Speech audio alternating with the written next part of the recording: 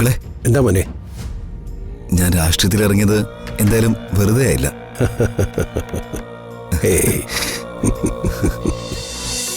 ഈ നിൽക്കുന്നതേ 4 നൂറ്റാണ്ടോളമായി രാഷ്ട്രീയത്തിൽ പ്രവർത്തിക്കുന്ന കേരളം കണ്ട ഏറ്റവും മഹാന്മാരിൽ ഒരാളായ പ്രതാപവർമ്മയുടെ മകളാ എന്റെ ഭാര്യ ഋതിക വർമ്മ. ഈ വരുന്ന ഇലക്ഷനിൽ മത്സരിക്കാൻ ഞങ്ങൾ എല്ലാവരും ഋതുവിന്റെ കാല് പിടിച്ചു. പക്ഷേ ഋതു ഇലക്ഷനിൽ നിൽക്കുന്നില്ല എന്ന് പറഞ്ഞു. പക്ഷെ നീ ജനിപ്പിച്ച അമ്മയും ഓമനിച്ച് വളർത്തിയ അച്ഛനെയും സ്നേഹം മാത്രം തന്ന് വളർത്തിയ ഈ ഞങ്ങളെ ഒക്കെ അവഗണിച്ച് ഇലക്ഷന് മത്സരിക്കാൻ ഇറങ്ങി പുറപ്പെട്ടിരിക്കുക. ഈ ഇലക്ഷനില് ദൈവം നേരിട്ടിറങ്ങി വന്ന് നിന്നെ പൊട്ടിക്കും. വേണ്ട, നീ 8 നിലയ്ക്ക് പൊട്ടാനുള്ളൊരു ബോംബെ നീ തന്നെ കൊണ്ട് നടക്കുന്നുണ്ട്. നിന്റെ അമ്മായിയമ്മ. അവരെ അറിയുന്ന ഈ നിയോജക മണ്ഡലത്തിലെ നായ പോലും കുറച്ചുകൊണ്ട് വരും നിന്നെ കടിക്കാൻ. തീർന്നോ? തൽക്കാലം ഇത്രയും മതി. ഇവനുള്ള മറുപടി ഞാൻ കൊടുക്കാം. ഈ ഇലക്ഷനിൽ നിങ്ങളുടെ പൊൻകുന്നം സദാശിവനെ ശ്രീലക്ഷ്മി തോപ്പിക്കും. ശ്രീലക്ഷ്മി ജയിച്ച് മന്ത്രിയാവുകയും ചെയ്യും. വാശ്രീ പോവാം. പടം കൊടുക്കുന്നെങ്കിൽ ഇത് ഇതുപോലുള്ള സ്ട്രോങ് ആന്റിബയോട്ടിക് കൊടുക്കണം. അളിയ, പിന്നെ മറ്റൊരു ഫ്ലാഷ് ന്യൂസ് ഉണ്ട്. എന്താ ളിയാ? ഋതുമോളുടെ കൂട്ടുകാരി സ്വാതി നിൽക്കുന്ന മണ്ഡലത്തിലെ എതിർ സ്ഥാനാർത്ഥി ആരാണെന്ന് അറിയാമോ? മിസ്റ്റർ അനന്തപിള്ള. അളിയൻ അനന്തപിള്ളയുടെ ആളല്ലേ?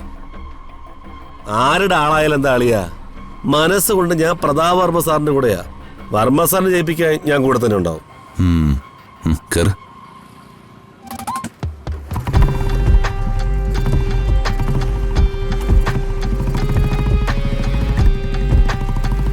നിങ്ങൾ എന്തിനുള്ള പുറപ്പാടാ ചേട്ടാ? എടി, ഇതാണ് രാഷ്ട്രീയത്തിലെ അടവ് നയം. വർമ്മ സാർ ജയിച്ച ഞാൻ വർമ്മ സാറിനോടൊപ്പം, ദീപക് ജയിച്ച ഞാൻ അവനോടൊപ്പം. നമുക്ക് ഹാപ്പി ആയിട്ട് ജീവിച്ച പോരെ ഡാർലിംഗ്.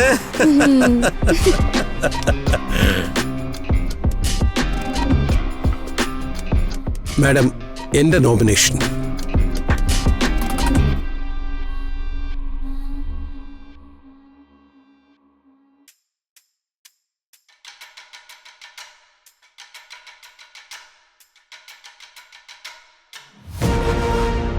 എന്തായാലും അടുത്ത ആളെ വിളിക്കാം. മാഡം,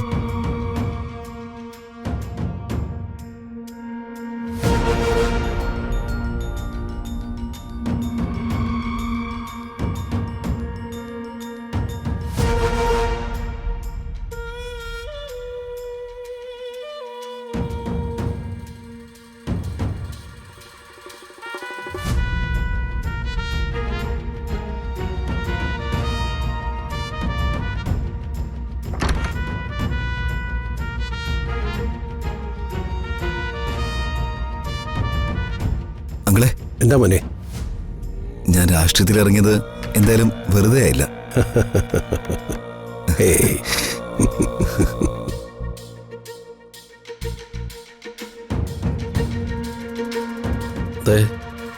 ഞാൻ പറഞ്ഞതൊക്കെ മനസ്സിലായല്ലോ. നിങ്ങളുടെ തനി സ്വഭാവം കാണിച്ച് എന്നെ വെറും തറയാക്കരുത്. ഞാനിപ്പോഴേ ഉദിച്ചുയരുന്ന രാഷ്ട്രീയ നക്ഷത്ര. ഞാൻ എന്താ ചെയ്യേണ്ടതെന്ന് രാഷ്ട്രീയ നക്ഷത്ര നേതാവ് ഒന്ന് പറഞ്ഞു തന്നാ മതി. നമ്മൾ കാണാൻ പോകുന്ന ഒറിജിനൽ സ്ഥാനാർത്ഥി കൊച്ചമ്മണിയുടെ വീടാണ് ഈ കാണുന്നത്. അവര് ഞാൻ വിളിച്ച് പറഞ്ഞതനുസരിച്ച് തെരഞ്ഞെടുപ്പ് പ്രചരണത്തിന് പോയിട്ടില്ല.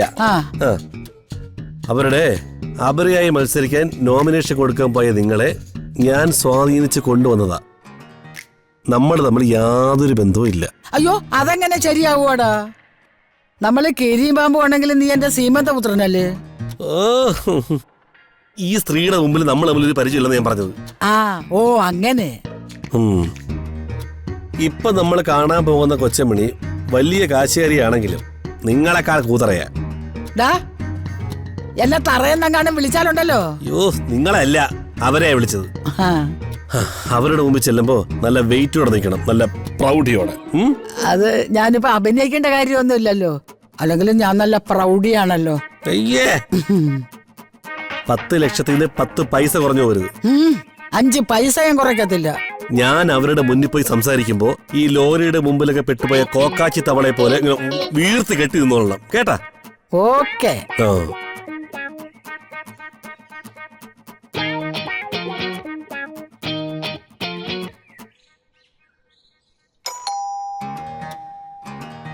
ഹും. ആ.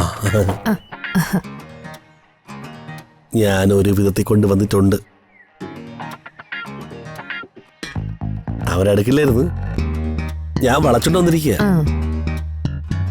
ആ കിളവിയെ കണ്ടിട്ട് ലോകത്ത് അറിയാണെന്ന് തോന്നുന്നല്ലോ. അതിലൊരു സംശയമൊന്നുമില്ല. അല്ല, അതുകൊണ്ടാണല്ലോ ഇത്തരം വൃത്തികെട്ട ഏർപ്പാടിലൊക്കെ ഇറങ്ങി പുറപ്പെടുന്നത്. ആ കാര്യം നടക്കാൻ കഴുതക്കാലം പിടിക്കണമല്ലോ. ആ. വിളിച്ചോണ്ട് വാ, ഞാൻ അപേക്ഷിച്ച് നോക്കാം. അയ്യ, അപേക്ഷിക്കൊന്നും വേണ്ട. ഈ എഗ്രിമെന്റ് ഞാൻ അവരോട് പറഞ്ഞ് സമ്മതിപ്പിച്ചിട്ടുണ്ട്. മാഡം ക്യാഷ് ആയിട്ട് കൊടുത്താൽ മതി. പിന്നെ എന്റെ കമ്മീഷൻ അവർ കാണാതെ തരണം. കൂടുതൽ സംസാരിച്ച് വഷളാക്കാനും നോക്കണ്ട. ഈ പോലീസ് ആണെങ്കിൽ പരക്കം പാഞ്ഞ് നടക്കുക. വേഗം ഏർപ്പാട് നടത്തിക്കോ. അവരെങ്ങ് വിളിക്കേ. അമ്മേ. ഇവര് ജയന്റെ അമ്മയാണോ? അല്ലല്ലേ, പ്രായമുള്ള ആളല്ലേ, അതുകൊണ്ട് ഞാൻ അമ്മയെന്ന് വിളിച്ചത്. വരൂ.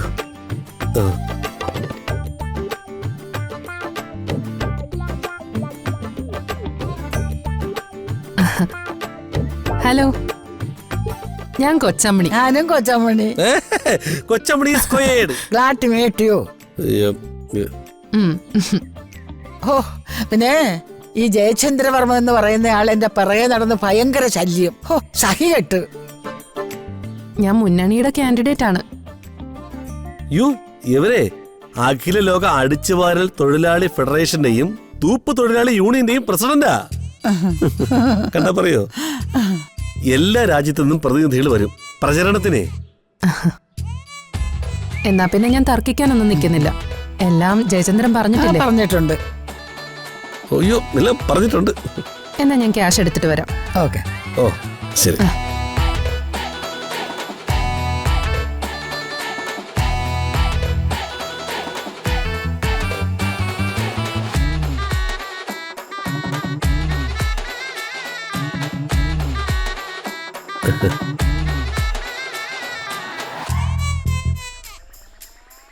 കൊച്ചമ്മണി പത്രിക കൊടുക്കില്ലല്ലോ?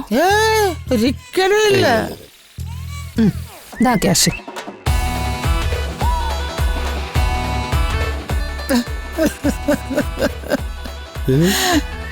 എന്തിനാ കരയുന്നേ? ഒരു മന്ത്രിയാകാനുള്ള എന്റെ മോഹമാ കരിഞ്ഞു പോയത്. പോട്ടെ,